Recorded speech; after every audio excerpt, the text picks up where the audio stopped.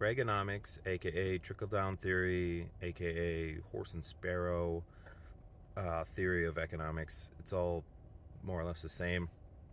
The idea that you give tax cuts to the wealthy, um, both firms and individuals, you make more tax incentives to bring more investors from other countries over. Um, and then the idea is that they will generate businesses and jobs and revenue, and not hoard the money and not spend it frivolously. And yeah, so that's the idea. It doesn't work.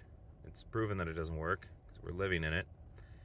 I think it gave way to neoliberalism as well, like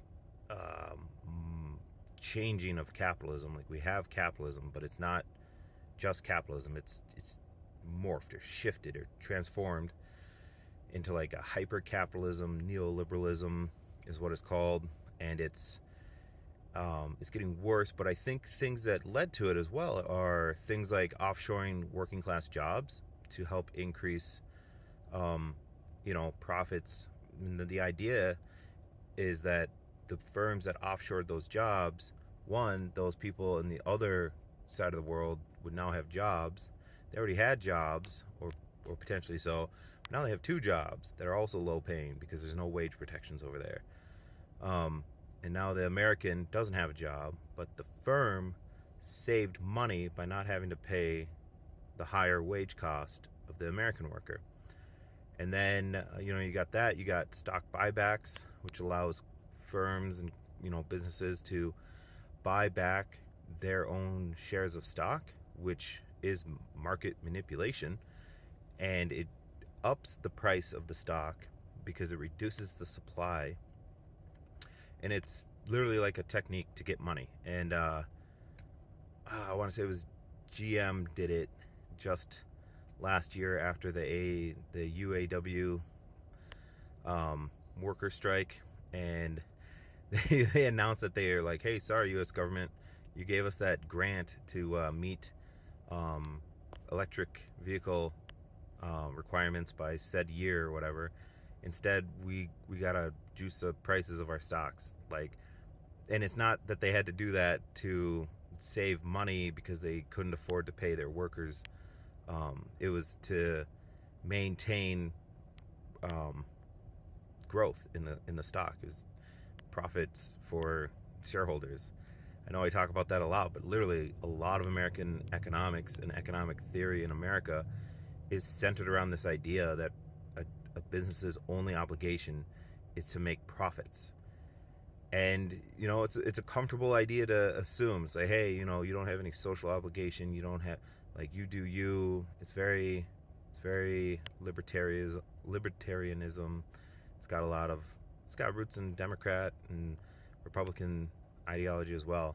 So that's why I think it's widely adopted. But so yeah, not to keep ragging on shareholder value, I think it's trash. You can still have shareholder value without, like, gutting out everything else that would work for a company and the place that it's in. And the idea that a company's only motive and only, like, responsibility or whatever is to make profits. I'm not talking like responsibilities like, oh, that company has to go out and fight crime or whatever. Like, it's a very narrow-minded idea. It's a theory. And additionally too, if we were to do that, then hey, you know what, company, you shouldn't be involved in politics and policy. Oh, well, that does actually bring you profits, so never mind. That's a bad idea. You're totally allowed to lobby and be involved and buy politicians and screw over everybody else so that you can have profits. It's turning more and more, if you're this far along in this video, it's like 4 minutes long.